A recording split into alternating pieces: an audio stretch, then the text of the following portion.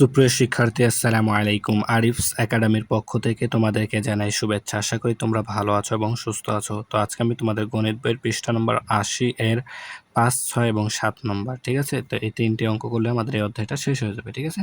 তো এই ৩টি অঙ্কের সমাধান আজকের এই ক্লাসে করে ফেলবো, ঠিক আছে?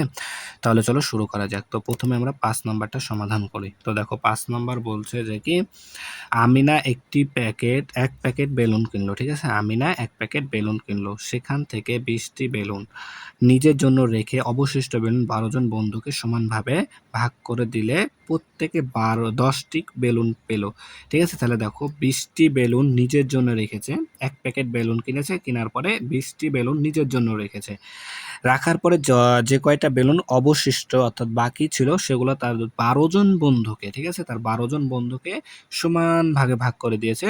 তো সমান ভাগে ভাগ করে দেওয়ার পরে তার প্রত্যেক বন্ধু অর্থাৎ একজন বন্ধু ১০টি করে বেলুন পেয়েছে, ঠিক আছে? ১০টি করে বেলুন পেয়েছে।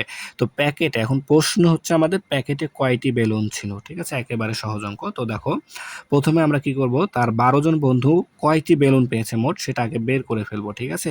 তাহলে দেখো আমরা এখানে লিখতে পারি যে কি, তার একজন বন্ধু বেলুন পেয়েছে কয়টি, ১০টি। তাহলে এখানে লিখবো যে কি, একজন বন্ধু বেলুন বেলুন পেল সমান সমান কয়টি, ১০টি। তাহলে তার বন্ধু কয়জন ছিল, ১২ জন। অতএব ১২ জন বন্ধু বেলুন পেল সমান সমান, তাহলে একজন যদি ১০টি পায় তাহলে ১২ জন আরো বেশি পাবে। আর বেশি পেলে কি করতে হবে, আমাদেরকে গুণ করতে হবে, তাই না? তাহলে গুণ করে দাও, তাহলে ১০ গুণন ১২, ঠিক আছে? এতটি।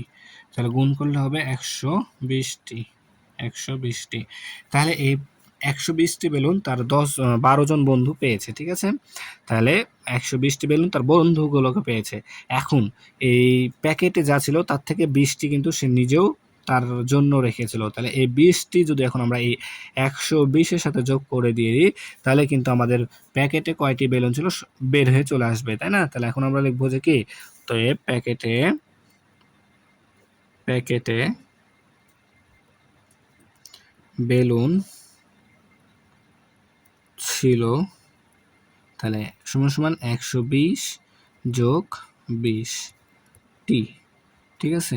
তাহলে ১২০ আর ২০ যোগ করলে হয় ১৪০টি, ঠিক আছে? তাহলে মোট বেলুন কত ছিল, ১৪০টি, যেখান থেকে সে ২০টি তার জন্য রেখেছে আর বাকিগুলো কি ১২০টি বেলুন তার ১২ জন বন্ধুর মধ্যে ভাগ করে দিয়েছিল, দিয়ে পেয়েছিল কি ১০টি করে, ঠিক আছে? তাহলে উত্তর ১৪০টি।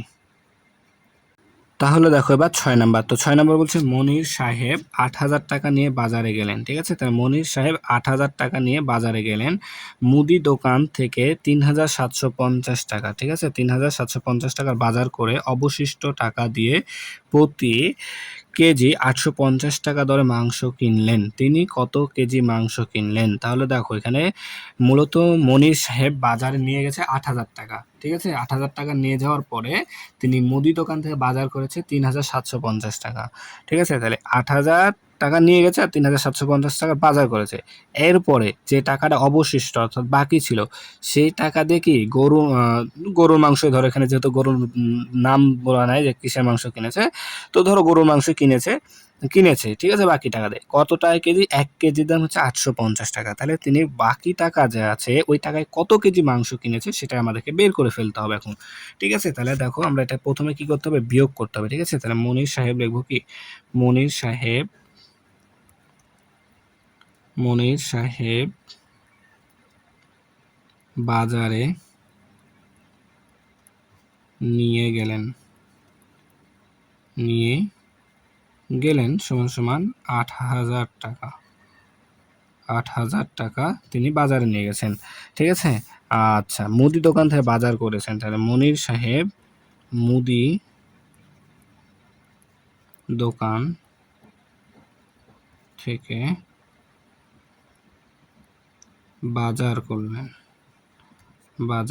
বাজার করেছেন, ঠিক আছে? এখানে তোমরা একটু এদিকে জায়গাটা লিখবা, তাহলে আইটা যাবে, ঠিক আছে? তাহলে মুদি দোকান থেকে বাজার করেছেন ৩,৭৫০ টাকা, ৩,৭৫০ টাকা। তাহলে এই ৩,৭৫০ টাকা যদি এখন আমরা বিয়োগ করি তাহলে তো তার কাছে অবশিষ্ট টাকাটা পাবো, পেয়ে যাবো, তাই না? তাহলে এখন যদি আমরা বিয়োগ করি তাহলে দেখো 10 থেকে 0, আচ্ছা 0 থেকে 0 বাদ দিলে 0, এরপর দেখো 10 থেকে 5 বাদ দিতে হবে, তাহলে 5 থাকবে, হাতে থাকবে 1 দিয়ে দিলাম 7 কে 7 হয়ে গেল 8, তাহলে 10 থেকে 8 বাদ দিলে এখানে 2 হবে, ঠিক আছে? আবার হাতে 1 থাকবে, 3 কে দিয়ে দিলাম 3 হয়ে গেল 4, তাহলে 8 থেকে 4 বাদ দিলে 4, অর্থাৎ 4250 টাকা। তাহলে 4000, এই 4250 টাকা তার কাছে কি অবশিষ্ট আছে, তাহলে অবশিষ্ট টাকা আছে। আচ্ছা অবশিষ্ট আছে, ঠিক আছে? তাহলে 4250 টাকায়, এই 4250 টাকারই তো তিনি কি মাংস কিনেছিলেন। তাহলে দেখো 1 কেজি মাংসের দাম দিয়েছে এখন কয় টাকা? 850 টাকা। অর্থাৎ আমরা লিখতে পারি যে কি 850 টাকায় 850 টাকায় মাংস পাওয়া যায় সমান 1 কেজি। ঠিক আছে? 1 কেজি পাওয়া যায়, 850 টাকায় 1 কেজি পাওয়া যায়। তাহলে আমাদের টাকার পরিমাণ কত? 4250। তাহলে আমরা এখন এখানে লিখব কি যে অতএব 4250 টাকায় মাংস পাওয়া যায় সমান তাহলে 4250 ভাগ হচ্ছে কি 850 কেজি। তাহলে এখানে দেখো ভাগ করতে হবে এখন, তাহলে ভাগ করলে কিন্তু আমাদের উত্তরটা চলে আসবে। তাহলে এখন আমি এখানে ভাগ করছি, দেখো তাহলে 850 দ্বারা ভাগ করতে হবে 4250-কে, ঠিক আছে? তাহলে এখানে দেখো 3টা সংখ্যা, তাহলে এরপরেও 3টা সংখ্যা নিতে হবে, তাহলে যায় না 425, তাই এখানে 4টা সংখ্যায় ধরে নিতে হবে। অর্থাৎ এখন আমাদেরকে 850-এর নামতা কত পর্যন্ত দিতে হবে? 4250। কিন্তু আমরা 850-এর নামতা জানি না। তাই কি করব? 850-কে এমন একটা সংখ্যা দ্বারা গুণ করব যেন আমাদের এই 4250টা মিলে যায়, ঠিক আছে? তাহলে দেখো যদি আমি 850-কে, আচ্ছা দেখো এই 8 দ্বারা যদি 42-কে ভাগ করি তাহলে 5 আসতে 40 হয়, তাই না? 5, অর্থাৎ এই 850-কে যদি আমরা 5 দ্বারা গুণ করি, তাহলে দেখো 5 শূন্য 0, 5 5 25, 25-এর 5 হাতে থাকে 2, 5 আসতে 40 আর 2 42, তাহলে দেখো 4250 চলে আসছে, তাহলে 5 4250, তার মানে আমরা 5 পেলাম এখানে, তাই না? তাহলে 5 অর্থাৎ 5 কেজি, ঠিক আছে? তাহলে আমরা দেখো 4250 টাকায় 5 কেজি মাংস পাবো, ঠিক আছে? তাহলে এখানে আমরা এখন উত্তর লিখে দেব, উত্তর 5 কেজি, ঠিক আছে? এটা দেখো এবার 7 নাম্বারটা। তো 7 নাম্বার বলছে কি একজন ডিম বিক্রেতা প্রতি ডজন 150 টাকা দরে, ঠিক আছে? একজন ডিম বিক্রেতা প্রতি ডজন, অর্থাৎ 1 ডজন 150 টাকা দরে 25 ডজন ডিম বিক্রি করে, ঠিক আছে? তাহলে 1 ডজন ডিম বিক্রি করেছে 150 টাকা করে, বিক্রি করেছে 25 ডজন বিক্রি করেছে, ঠিক আছে? এই 25 ডজন ডিম বেচার পরে দেখো তারপরে বলছে তা থেকে 1050 টাকা বিদ্যুৎ বিল দিল, ঠিক আছে? তাহলে 1050 টাকা বিদ্যুৎ বিল দিয়েছে, 25 ডজন ডিম বেচে যে টাকাটা পেলো সেই টাকা থেকে 1050 টাকা বিদ্যুৎ বিল দিল, ঠিক আছে? এবং যে টাকাটা থাকে সে টাকাটা দিয়ে 5টি মুরগি কিনেছে, ঠিক আছে? বাকি টাকাটা দিয়ে, ঠিক আছে? প্রতিটি মুরগির দাম কত টাকা? এখন বলেছে প্রতিটি মুরগির দাম কত টাকা, ঠিক আছে? তাহলে প্রথমে আমাদেরকে 25 ডজন ডিমের দাম কত টাকা হয় সেটা বের করে নিতে হবে, ঠিক আছে? তাহলে দেখো 1 ডজন ডিমের দাম দেওয়া আছে, তাহলে 1 ডজন ডিমের দাম, 1 ডজন ডিমের দাম সমান 150 টাকা। 1 ডজন ডিমের দাম সমান কত? 150 টাকা। তাহলে ডিম বেচেছে কয় ডজন? 25 ডজন। অতএব 25 ডজন ডিমের দাম তাহলে 1 ডজনের দাম যদি 150 হয় তাহলে 25 ডজনের দাম আরো বেশি হবে, আর বেশি হলে আমাদের গুণ করতে হবে, তাই না? তাহলে 125-কে যদি এখন আমরা 150-কে 25 দ্বারা গুণ করব, তাহলে দেখো যদি গুণ করি তাহলে 5 শূন্য 0, 5 5 25, 5 হাতে থাকে 2, 5 একে 5 আর 2 এ 7, একটা শূন্য নিতে হবে, 2 শূন্য 0, 5 দুগুণে 10 এর 0 হাতে থাকে 1, 2 একে 2 আর একে 3, ঠিক আছে? তাহলে 0 5 7 3, তাহলে 37, অর্থাৎ 3750 টাকা, 3750 টাকা, ঠিক আছে? তাহলে 25 ডজন ডিমের দাম পেলাম আমরা এখন 3750 টাকা। এই 3750 টাকা থেকেই দেখো এই যে 1050 টাকা আমরা বিদ্যুৎ বিল দিয়েছি, ঠিক আছে? তাহলে ৩,৭৫০ টাকা থেকে ১,০৫০ টাকা বিদ্যুৎ বিল দিয়েছি। তাহলে এখন অবশিষ্ট টাকাটা আগে বের করে নিতে হবে। ঠিক আছে? তাহলে বিদ্যুৎ বিল দেওয়ার পর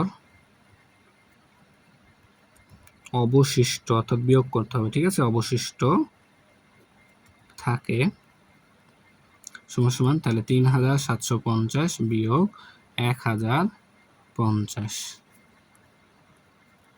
টাকা। ঠিক আছে? ১,০৫০ টাকা। ঠিক আছে?